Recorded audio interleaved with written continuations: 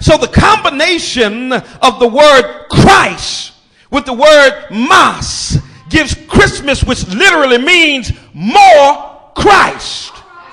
Let me say that one more again. It actually means more Christ. And in celebrating the birth of Christ and calling it Christmas, we should be adding more Christ into the celebration and not leaving him out. And so the enemy has used the commercialization of Christmas to distract us from the whole purpose and the meaning for us as believers. To celebrate Christmas is to celebrate the rise of the Son of Righteousness. Malachi records that he will rise with healing in his wings. How many of you know today that our celebration of Christmas should be a celebration of healing? Through Christ, we've been healed of all of our sins and transgression. Through the coming of the Messiah, we have been restored back to our covenant relationship with the God of Abraham, Isaac, and Jacob. Young people, Christmas is about more Christ, not about more sneakers, not about more jeans, not about more hoodies. Come on. Not about more bicycles. Look at somebody and say, more Jesus. Malachi further emphasizes that we have been set free as calves that have been let out of a pasture. And for that reason, we should be leaping for joy. In other words, we should be celebrating our freedom during the Christmas season. We should be rejoicing that God loved us so much that he sent the Prince of Peace as a wonderful counselor to set us free. On the night before Christmas in the ancient city of Bethlehem, there wasn't much of a celebration going on, though. There was no freedom because of Roman rule. There was not much for Mary and Joseph to celebrate. They had traveled many miles just to get to Bethlehem, the city of David, so they could register for the census. But there was no place for them to stay. All of the hotels were full. No room at the Marriott, no room at the Sheraton, no room even at Motel 6 where they keep the light on. They had no family that they could call on in the city. So they did the only thing that they could. They resolved to stay outside of the hotel in the area where the animals were watered and fed. There was no celebration going on because there were no doctors or midwives available.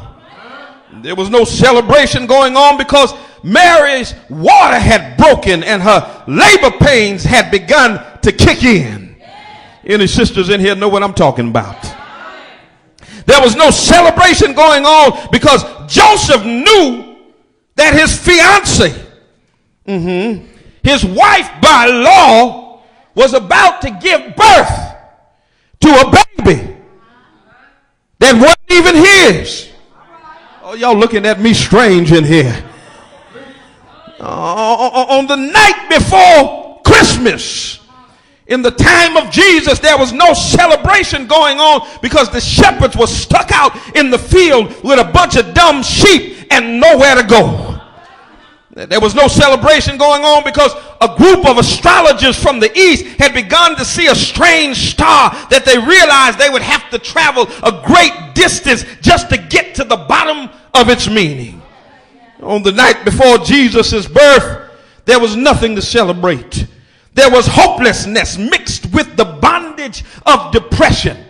But on that dreadful night, the night before Christmas, more than 2,000 years ago, God was preparing, Sister Lucy, a world for a miraculous delivery from a world of despair. And yet, more than 2,000 years later, the night before Christmas, Sister Jenna appears just as hopeless as the night experienced by Mary and Joseph. We've got large houses and more hotels available to us than we need, but we don't have Christ. We have cars and buses and trains and airplanes to cut down our traveling time to get to our destinations, but we don't have Christ. We have hospitals, doctors, and midwives to handle all manners of sickness and diseases and illnesses and other maladies, including the birth of a child, but many still don't have Christ.